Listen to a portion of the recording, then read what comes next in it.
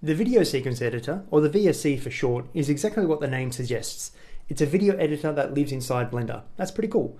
Now, at the time of this recording, the VSE is undergoing some major development and improvements. So in this video, I won't go over everything you can do with the VSE, as many things are soon going to change. Instead, I'm going to give you an overview of the VSE and focus on a few of the main things that you're likely to use it for when you're creating an animation. These things are not likely to change, the process I mean, but there may be some added functionality and tools, and some of the icons might eventually change in the future too. Okay, but let's have a look at the VSE. So here we are in a blank file.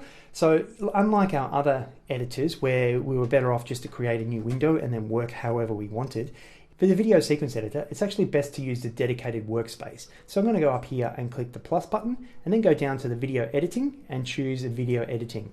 This is our video sequence editor. We've actually got a few windows laid out for us, which makes it already easy for us to start working. So here we actually have a file browser. Here is our preview area. Over here we have our properties panel with it's actually set to the output tab here, which is kind of handy. Down the bottom here, we also have a video sequence editor, but unlike our preview up here, it's actually set to the sequence tracks down here. And if we hit N, you can see that this is actually the side panel that belongs to this window.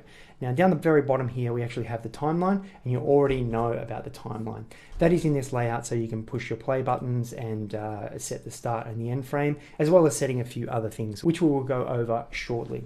So firstly, I want to point out that we can change any of our windows to actually be the video sequence editor just by choosing it from the window type down here. You can see the shortcut is Shift F8. Then when we have a window open, like we do here, we actually have three subtypes. We have the sequencer, we have the preview, and then we have the sequencer/preview. So as you might already guess, this one is set to the preview because you can see from our name here. And down here, this one is set to our sequencer.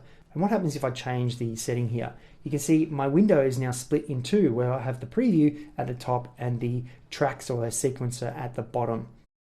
Now we can actually manipulate our views exactly the same way as we could in the other menus. You can just hold down the middle mouse button and pan it around. You can scale with these little toolbars or pan it up and down, and you can hold down Control and scale our view here by dragging it around. It works the same way as our graph editor.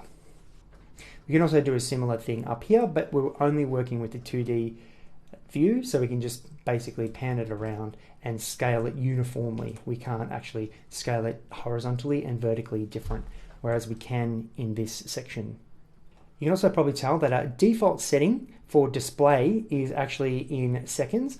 You've already learned that we can change that in our menu up here, in our view menu, and we disable show seconds, or the shortcut is Control T. So you might prefer to do your video editing in this format or just in the absolute frame number. That is up to you. Now there's several ways you can import video into the video sequence editor. Firstly, you can use the file browser here just to navigate to anywhere that you want to go. I do find this a little bit cumbersome, so let's just change the list. You can navigate to the current folder. I'm a little bit lost, so you can always just press the / and then hit enter, and that will be a shortcut to the current working directory. So if I wanted to import video, I can just click in my video here and then just drag it into our timeline here. Now you can see, I'll just scale up a little bit. You can see we have two tracks imported. The blue one is our actual video and the green one is our audio. But another way of doing that, let me just select everything and delete, is using the add menu down here on our actual video sequence editor. We can hit Shift A, which is the shortcut, or we can just click the button here. So we can choose movie, sound, or image sequence. These are the ones that we'll be going over today. So let me just choose movie, and then we have a file browser, and it's going to take me to the last open location, which happens to be that file that I already imported, or the default setting will be the current working directory. Then we go to video, choose this one, and then add movie strip. And it's going to add it where our playhead is. Let me delete these strips and show you another way. Now this is arguably the most common way, or the easiest to do, and that is just to drop and drag from your file browser. You can just drop and drag it in there, ta-da, and it's going to arrive at the position wherever your playhead was. I find this the easiest way to get your video or your sound into your file. However, when we import an image sequence, let me just choose that here, I always find it's a little bit easier to use the browsing menu here. So I just go to the folder where I have my whole image sequence, and I'm just going to select them all with the A key. This is my whole sequence here, all the way from frame 1 all the way up to frame 95. I'm going to add that image sequence. So now I've imported my image sequence. It looks like it's just one image file, but it's actually a sequence of all those images. Now you'll probably find that a little bit easier to import your image sequence files just because you're working with so many at once. So now that I have a strip without sound attached, I'm actually going to import the sound separately. So I'm going to use our shortcut, which is Shift A to add, and then I'm going to choose sound and navigate to the folder where I have my audio. I've already gone ahead and added it into a handy little folder, and it happens to be called Unicorn. So let's add this here. If I was a unicorn, I'd never be angry. So now when you play it, you can see our audio matches up. Now when we select our strips here, our properties panel over on the sidebar will display the information for that strip. So one handy thing that you'll probably do quite often is you want to show your waveform for our audio just so you can see where it is. So I'm going to select that, and then in the strip tab here, we're going to display our waveform, and now we can actually see where our sound is going to appear in our file. To make the audio play when you scrub, you actually need to go to the timeline. So down here, remember we have our timeline, and I'm going to go into the playback menu. So up the top here, we have audio scrubbing. So we're just going to enable that. So when we scrub our playhead, you can hear that we've actually got the audio playing as well. Now one other handy feature is this button here that will mute the audio, because sometimes it can drive you a little bit crazy when you're animating and the same audio is playing over and over and over. So that is a little button that you'll like to turn on and off depending on what you're working on at the time. If you don't need the audio, it's always best to turn it off so you don't drive yourself and others around you crazy. Okay, so there's actually 3 different parts of a strip that you can select. You can select the main part, or you can select our handles on the end. And when you select the handles, you see the handy number, which shows you the frame number that is on. Then we can grab our handles here and move it, and that's exactly the same as a trim. So now you'll see there's nothing, and then it's starting on frame 12. So let me just drag it back. If we drag it too far, you'll see this black area of our image sequence saying that there is no more video here. So there's nothing to actually display. So let's just drag it back to frame 1 where we know there was an image. So that is when we grab one of the handles, and we can do the same thing with the other end. So we just need to make sure that we grab this little handle here. So when you're selecting things, you probably want to shift select and grab and move them all together. You can change the tracks here and just drag them around with the G key. If you wanted to do a trim, you can grab our handles here. I just shift selected them and then just drag both of our handles to trim the start, or you can perform a cut. So the way we do that at the current time is by having them selected and then pressing the K key, and that's going to cut where your playhead is. So now you can see we've got separate strips here that we can actually move or delete with the X or delete keys. So one common problem that you might find is you'll accidentally have one of the handles selected rather than the whole thing. So if we move it like that, we're actually trimming one of our strips and moving the other one. So that's actually not what we wanted to do.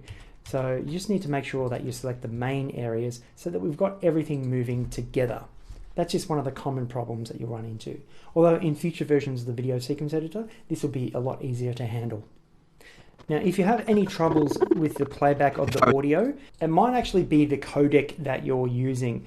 I found that certain codecs might behave differently in certain files. So if that's the case for you and it's not sounding as it should, try and use a WAV format. That will usually give you the least amount of troubles. So I'm ready to output this video from our video sequence editor. So there's a few things I'm going to do. I'm going to make sure that we set our end frame on the last frame where we're showing our image. So I'm going to hit Control End, and that has shortened it down there just to the area that we want to work with. And now I'm going to output our file here. So you can see we've got our output settings up here. It's going to render to a folder called render in the current working directory, and let's just call this demo render. Now I'm going to output it to an MP4. Now we need to make sure that we choose a video format. So I'm going to choose FFmpeg, and as we've already learned from the other one, I'm going to choose the preset here, although we're not actually going to get an audio codec. So that's what I'm going to choose here. because we do want it to output with audio. So I'm going to choose AAC, and now when I output, it will actually include the audio. But just make sure that you haven't accidentally left the mute audio button on, because then it will not export any of your audio. So just double check that one as well. Okay, one more thing to check, and that is our post-processing. So down here, by default, we've got the compositing and the sequence editor turned on. Now, if there's no data in this, it will be skipped, as you've already learned. But let me just show you what happens if we accidentally have this turned off. So if we have this turned off and let's just try and render one frame. So let's just go render image. You'll see we've got our default cube here. Now, why is that? That is because that is what we're rendering in our file, in our actual scene. We don't actually need this data. We can delete it if we want.